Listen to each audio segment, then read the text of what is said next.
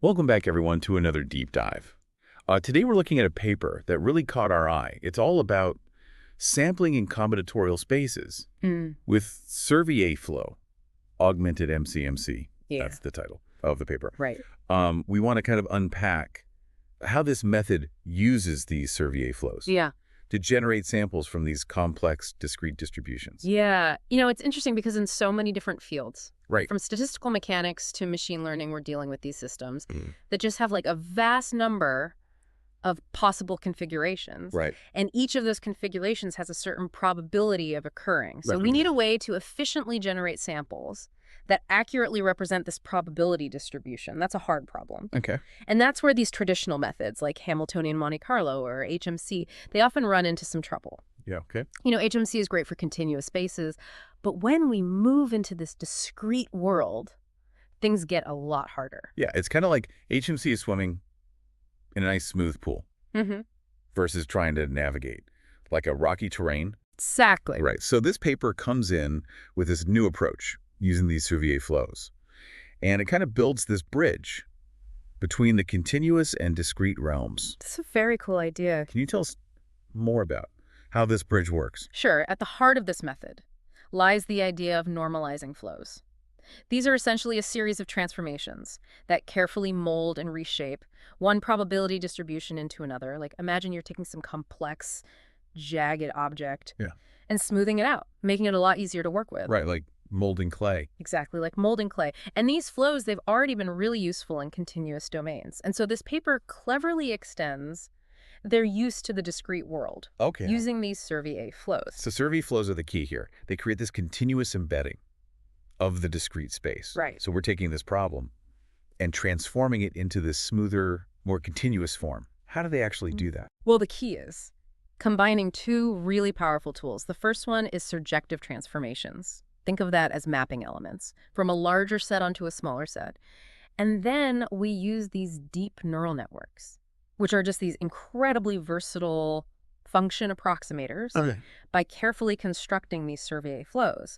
The authors can actually represent this discrete space within this continuous framework. Okay, so we've taken this initially discrete and complex problem, and now we're representing it continuously with these SurVAE flows. But this continuous embedding itself could still be very complex. So how do we sample from this efficiently? That's a great point. So the authors address this by introducing another transformation that maps this complex embedding to a much simpler space, a standard Gaussian distribution. So we're going even further. We're taking this continuous embedding and we're mapping it to a Gaussian. We are. Why is that advantageous? Because now we can use all of the existing sampling techniques that are really good for Gaussian distribution. It's like we've taken this problem that was originally written in a language we didn't understand, and we've translated it into one that we're fluent in. I see.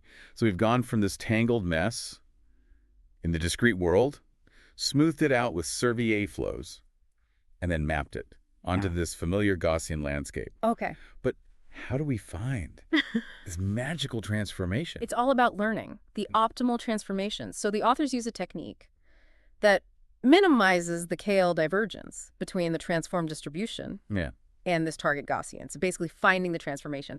That makes our embedded distribution look as much like a Gaussian as possible. So we're training these mappings to give us the best possible representation of our original problem in the Gaussian space. So now that we've built this framework, let's actually walk through how the sampling process works. How does it actually work? Well, the beauty is it's actually quite simple. We first generate samples in this easy-to-navigate Gaussian space. And then we use the inverse of our learner transformation to map these samples back to the original discrete space. So we go from discrete to the continuous embedding, then to the Gaussian, and then back to discrete with these new samples. That's right. And these samples will reflect the original distribution. They will. Okay, so we've created a shortcut for sampling in complex discrete spaces. Exactly. But before we dive into the experiments, do you have any questions? I don't think so. I think we're ready to move on.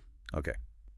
That was a really good overview. So let's talk about how the authors validate this approach. So they conduct a bunch of experiments to demonstrate this SurVAE flow, augmented MCMC.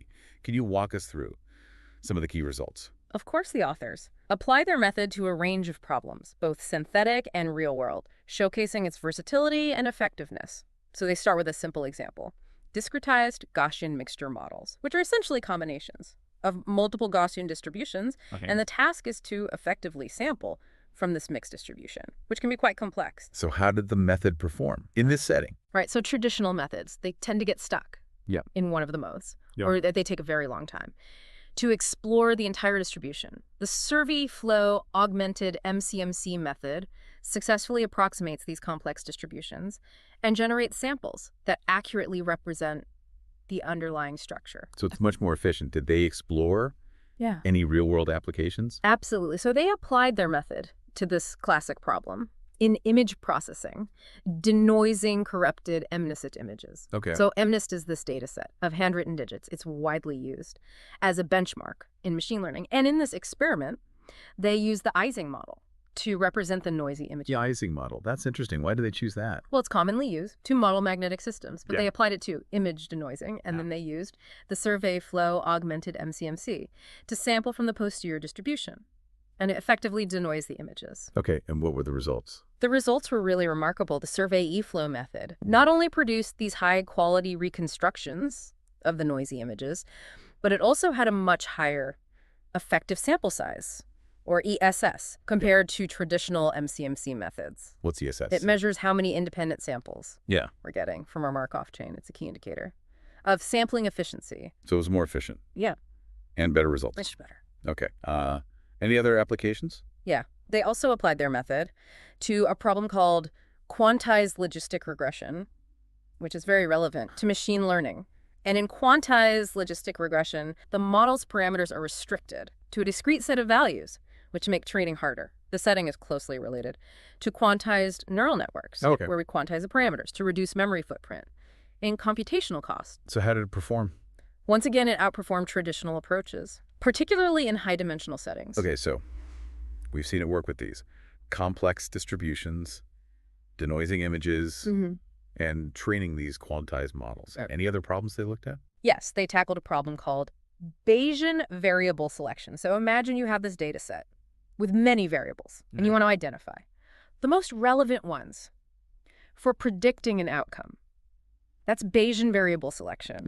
And the challenge is to navigate this high-dimensional space of all these possible combinations. So how did the SurVAE Flow approach handle this? They tested it on synthetic data sets that mimic real-world challenges, and the results were very encouraging. The SurVAE Flow Augmented MCMC consistently outperformed traditional approaches, especially as the dimensionality increases. Well, Candle had dimensional problems. They talk about any limitations. Yeah, they acknowledged that choosing the right architecture for the SurVAE Flows can be a little challenging, and it might require some domain expertise, and they suggested that exploring more sophisticated methods for designing these architectures could be a good area for future research. So finding that balance between the expressive power of neural networks and the cost of training them. So it's really impressive how this method leverages deep learning and these traditional sampling techniques to tackle these complex problems.